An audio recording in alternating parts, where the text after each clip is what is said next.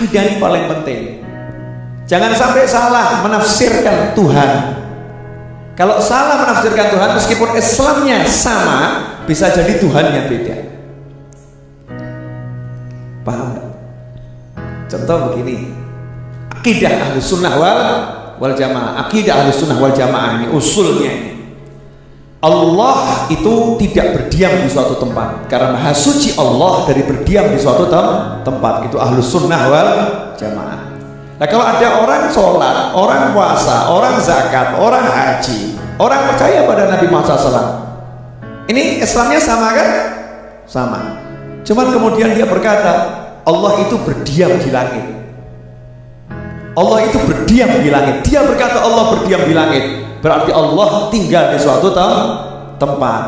Berarti Allahnya dia sama Allah kita sama enggak? Beda. Allahnya beda. Nah, kalau Allahnya beda berarti agamanya sama enggak? Udah mikir sendiri. Maka bisa ada namanya asbabul irtidad. Ada hal yang menyebabkan orang bisa murtad. Ada hal yang bisa menyebabkan orang bisa murtad. Ya, ya Allahnya satu, Islamnya satu, tapi ada orang yang murtad tanpa disadari. Naudzubillah min dzalik. Akhir zaman ini hati-hati. Allah yang Maha Esa ini, Allah nggak berdiam dimanapun. Maha suci Allah dari berdiam di makhluknya. Ya, Allah meliputi segala sesuatu. Allah tidak diliputi oleh oleh apapun. Allah Maha besar, dan besarnya bukan besar dengan ukuran. Besarnya bukan dengan besar dengan ukuran. Hati-hati terhadap terjemahan Al-Quran yang dari Saudi, hati-hati.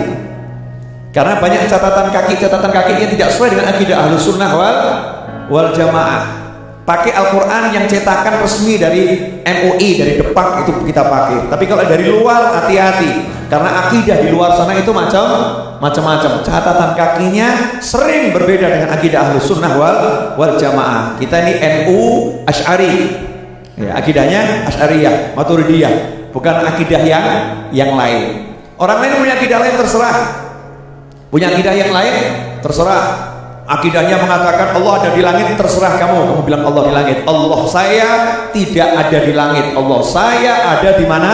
Di mana-mana. Maksudnya di mana-mana bagaimana? Meliputi segala sesuatu, enggak berdiam di suatu tempat. Nah, kalau dikatakan Allah di langit, maksudnya menunjukkan kemuliaan. Maksud dibilang Allah ada di bumi, kan ya nggak pas itu.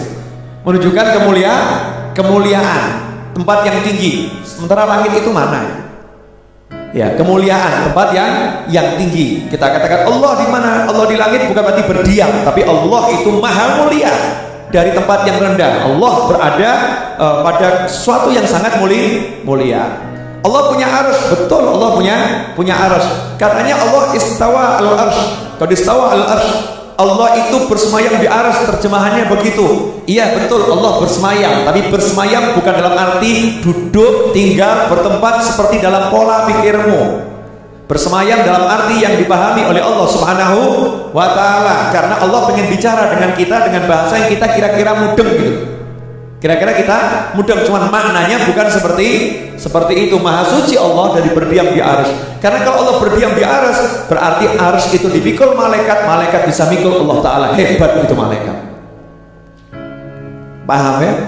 Jadi jangan terbawa oleh ini golongan-golongan aneh baru nih, yang akidahnya disebarkan di mana-mana, ya punya pemahaman yang aneh. Siapapun orangnya, mau artis kayak, mau orang itu pejabat kayak, kalau akidahnya nggak benar, kita bilang nggak benar. Nah, kita nggak usah musik-musik orang lain, tapi kita tunjukkan akidah Ahlus Sunnah wal Jamaah. Inilah akidah kita, nggak sepakat dengan yang seperti itu. Pokoknya Allah Maha Suci dari berdiam di suatu tempat. Allah di mana?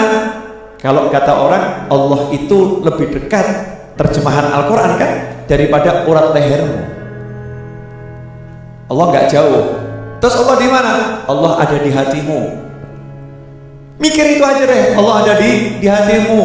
Allah menyatakan dalam hadits qudsi, tidak ada yang bisa menampungku, tidak ada yang bisa menerimaku. Menampung dalam arti menerima, bukan tinggal di situ ya. Menerima, bisa mengerti, memahami, dekat dengan aku, kecuali hati hambaku yang beriman. Langitku nggak bisa, bumiku nggak bisa. Allah sudah bilang kok, langitku nggak bisa nampung aku, bumiku nggak bisa menampung aku, tapi hati hambaku yang beriman. Justru kedekatan hati kita dengan Allah itu yang harusnya dikejar. Nggak usah mikir Allah di mana ya, Allah gimana ya. Bid'ah tuh nanya begitu.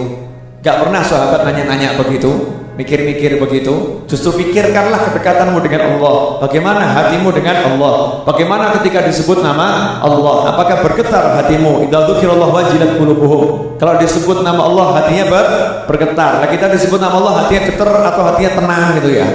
Enggak kerasa blas itu, mayit mati nih hatinya. Yang mana gitu?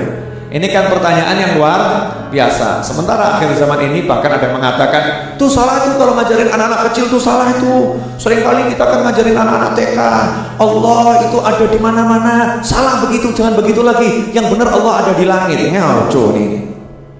Saya pengen ngomong begini karena saya lihat dengan mata kepala saya sendiri dan mendengar dengan telinga saya sendiri. Ya, orang yang bicara seperti itu. Makanya hati-hati. Ya, perlu kita belajar akidah lagi dengan baik. Allah tidak berdiam di manapun. Maha suci Allah dari berdiam dari makhluknya, di tempat makhluknya. Allah tidak dibatasi dimensi ruang ataupun waktu, karena semua itu ciptaan Allah Subhanahu wa ta'ala. Lantas bagaimana? Otakmu nggak cukup untuk bisa kenal Allah. Karena kamu ciptaannya Allah, jangan bergaya pengen bisa mengerti Allah dengan sebenar-benar pengertian. Karena itu Sayyidina Abu Bakar Siddiq menyatakan, Maha suci Allah, ya, yang menghijab dirinya sendiri untuk bisa dikenali oleh makhluknya dengan sebenar-benar pengenalan. Gak mungkin bisa otak kita segini kok mau kenal Allah Ta'ala.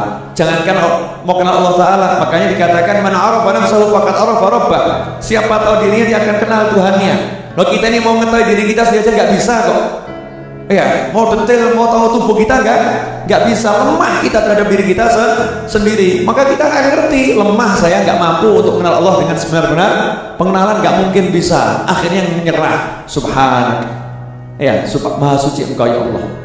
Maha suci Engkau ya Allah. Kami nggak punya ilmu kecuali Engkau ajarkan, dan kami tidak pernah bisa beribadah dengan sebenar-benar penghambaan. Nyerah sama Allah Ta'ala. Ya, kalau hamba bisa ngerti Allahnya benar, ya berarti apa bedanya hamba dengan Allah?